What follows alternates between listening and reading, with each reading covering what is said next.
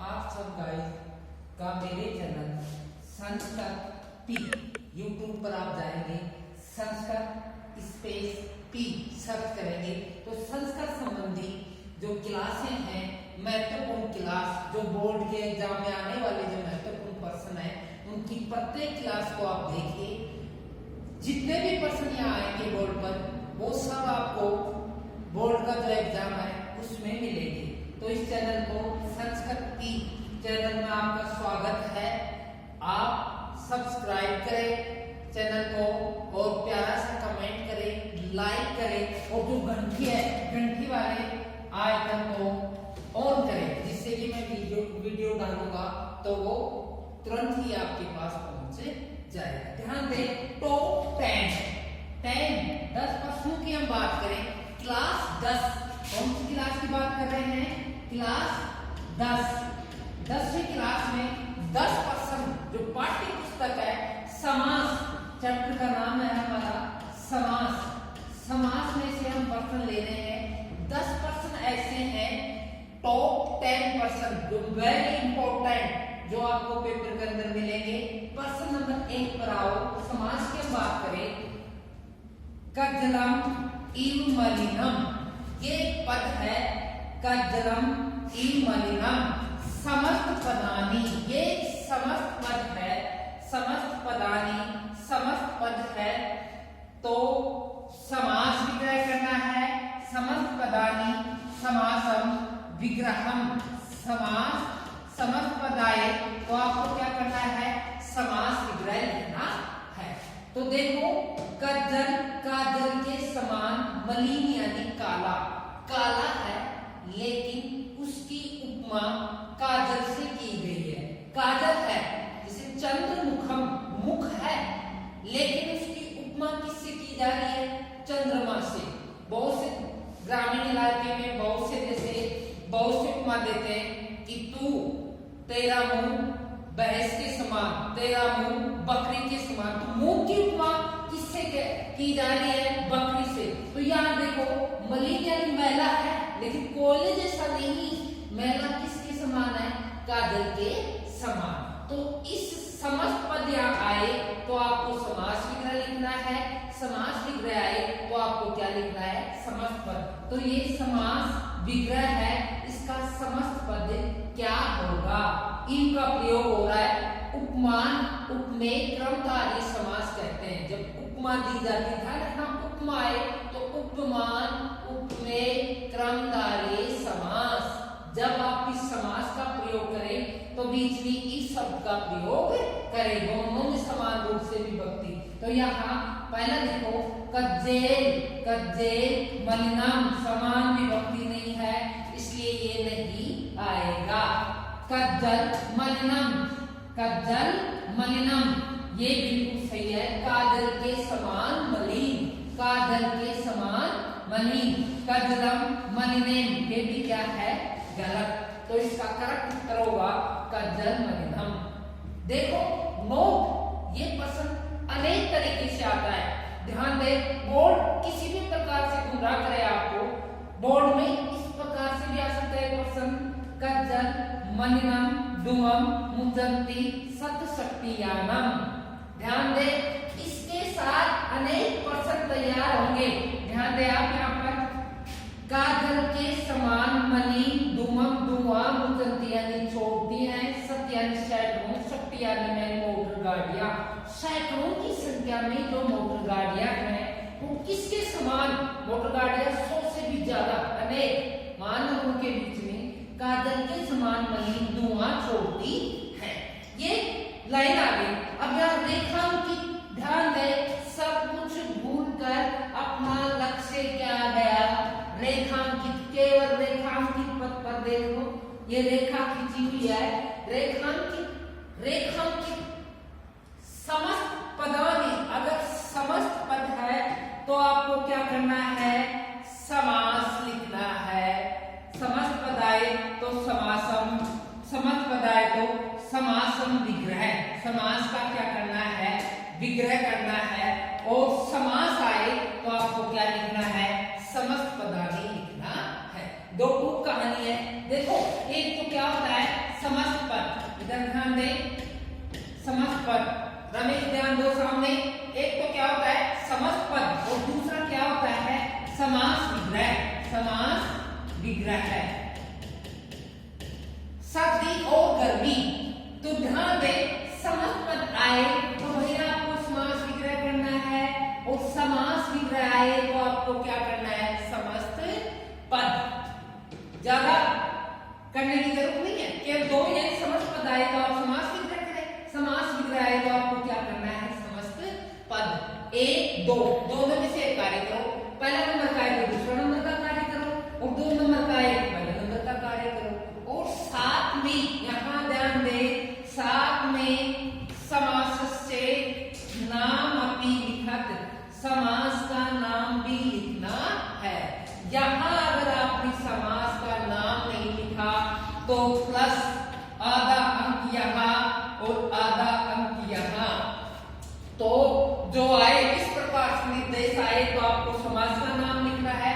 अब देखो इसमें समास का नाम क्या लिखे आप, जैसे ये प्रश्न है कज्जल मलिनम, ये समस्त पद है, इसका समास विग्रह है कज्जलम ई मलिनम, कज्जलम ई मलिनम, तो समास का नाम उपमान उपमेय क्रमधारी समास है। क्रमधारी समास, उपमान उपमेय क्रमधारी समास और एक विशेषण विशेष से क्रमधारी समास, दो प्रकार के समास होते हैं। तो पहला प्रश्न उपमान उपमेय क्रमधारी समास से है।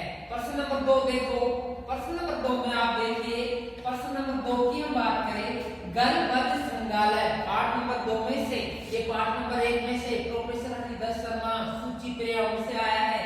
यहाँ देखो पाठ नंबर 2 गले में बंधा हुआ संगाल, एक कहानी है, एक कहानी है, एक शेर आया और एक महिला है, उसके दो पुत्र हैं, एक कहानी है, कथा सार भी आएगा बोर्ड में, एक कहानी है। पाठ नंबर 2 बुद्धि बलवती सदा, हमेशा हर कार्यों में बुद्धि बलवान होती है, उस पाठ में है। पाठ नंबर 2 पाठ नंबर 1 गलबद्ध संगाल, गले में बंधा हुआ संगालकम, संगाल शियार, गले में बंधा हुआ एक संगाल है, इसका समास विग्रह लिखना है। ये समस्त पद है तो क्या करना है समास विग्रह लिखो, बस सीधा समास विग्रह देखो। इसमें क्या होगा, पहला है गलबद्ध जय संगालय, दूसरा है उपगल बद्ध संगालय और तीसरा है गले बद्ध संगालय जैसे से। देखो दो पद होते हैं समास में, पूर्व पद विगत क्लासों में मैंने बताया था, ध्यान दे सामने, दो पद होते हैं, पूर्व पद उत्तर पद, गले में बंधा हुआ एक पद और एक श्रृंगार है, तो श्रृंगार गले में बंधा हुआ है, पता नहीं वो किसके बंधा हुआ है, तो इसमें न तो पूर्व पद प्रधान न उत्तर पद प्रधान, अन्य तीसरा पद ही प्रधान है, तो यह बहुवीर्य समास होगा। न मैं न तू, अन्य तीसरा ही आए वहां बहुवीर्य समास होगा। यहाँ देखो गलबद्ध संगालय, तो इसमें गले कोई व्यक्ति है, उसके गले में श्रृंगार बंधा हुआ है, पता नहीं वो व्यक्ति कौन है, तीसरा पद, तो ध्यान दे तीसरा पद जहां है वहां बहुव्रीहि समास होगा। तो यहाँ प्रश्न के अनुसार है नहीं, लेकिन समास का नाम अगर आपको लिखना है, समास का नाम अगर आप लिखे, समास का नाम अगर आप यहाँ लिखे तो समास का नाम आप क्या लिखेंगे, ध्यान दे, अगर आपको समास का नाम लिखना है यहाँ पर तो आप समास का नाम क्या लिखेंगे, बहुव्रीहि। समास का नाम आपको क्या लिखना पड़ेगा, जिसमें न तो पूर्व पद प्रधान, न तो पूर्व पद प्रधान, न उत्तर पद प्रधान, जिसमें न तो पूर्व पद प्रधान और न उत्तर पद प्रधान बल्कि अन्य तीसरा पद प्रधान होता है, वहां बहुव्रीहि समास होता है। तो पाठ नंबर 2 में, पाठ नंबर 3 कक्षा 10 वाले ध्यान दे, कक्षा 10 के सभी विद्यार्थी ध्यान दे, महत्वपूर्ण पाठ नाटक, नाटक में एक अंश आता है, इसके प्रश्न 100% एग्जाम में आएंगे क्योंकि नाटक है।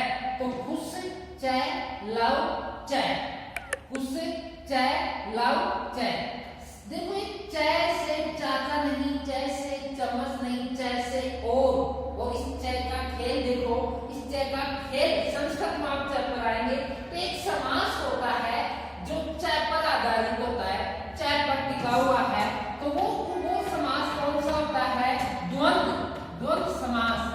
चय की कहानी, चय की कहानी, चय का परिवार द्वंद्व समास है।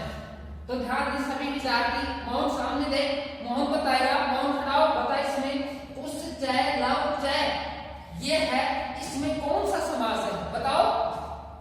नहीं, समास का नाम भी लिखा हुआ है सामने, द्वंद्व समास। द्वंद्व समास है तो अब ध्यान दे, द्वंद्व समास में दो पद आए उस और लव, दो पद आए तो द्विवचन में, दो से ज्यादा आए तो समस्त पद बहुवचन होगा। जैसे यहाँ देखो राम है, राम सब की बात ले रहे हैं, राम है, रामो, रामा, ये एक वचन, ये द्विवचन और एक बहुवचन, दो शब्द आए तो द्विवचन में आएगा। तो यहाँ ध्यान दे द्विवचन वाला कौन सा है, तो ये उत्तर सही है। ये कुशलव ये भी गलत है और ये कुशलव ये भी गलत है, क्योंकि इसमें दो है तो द्विवचन में आएगा। दो से ज्यादा तीन आने पर बहुवचन में चला जाएगा। जैसे कंद मूल फलानी, फलानी बहुवचन में आए, फलम फले फलानी। तो प्रश्न नंबर 3, प्रश्न नंबर 4 पर आओ सभी छात्र। प्रश्न नंबर 4 को देखो, प्रश्न नंबर 4 है उपवनम। उपवनम ये नाटक है कुशोत्तम बाब से लिया गया है। प्रश्न नंबर 4 देखो, उपवनम एक वन है, वन के पास, वन के पास नदी आई थी, बंदर आए थे, वन कौन से में आए थे, कौन से पाठ में, ध्यान दे, उपवनम। उपवन का समास विग्रह लिखना है। तो देखो उप, अनु, अधि, निर, प्रति, छह बताया था मैंने, छह की गिनती, छह को कौन से समास में मैंने आपको बताया था, अविभाव समास। अविभाव समास होता है, उसमें छह का कोड होता है। ध्यान दे सभी विद्यार्थी, छह का कोड, तो ध्यान दे छह में एक कोड आ गया उप जहां आए उत्तर पद में, पूर्व पद में नहीं, उत्तर पद में सृष्टि विभक्ति लगाए, 6 नंबर की विभक्ति लगाकर बाद में समीपम, समीपे शब्द लिखे। तो यहाँ देखो 6 नंबर की विभक्ति इसमें भी नहीं है और 6 नंबर की विभक्ति इसमें भी नहीं है। सीधा आंसर है आठ मिलकर वनस्य समीपे, वन के पास में, वन के पास में। तो इसका सही उत्तर ये होगा। प्रश्न नंबर 5 पर आओ सभी विद्यार्थी। महावृक्ष,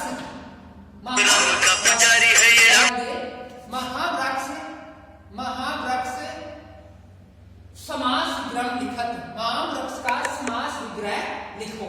महावृक्ष का आपको समास विग्रह करना है तो एम में आ रहा है। देखो महा यानी विशाल, वृक्ष विशाल, एक वृक्ष है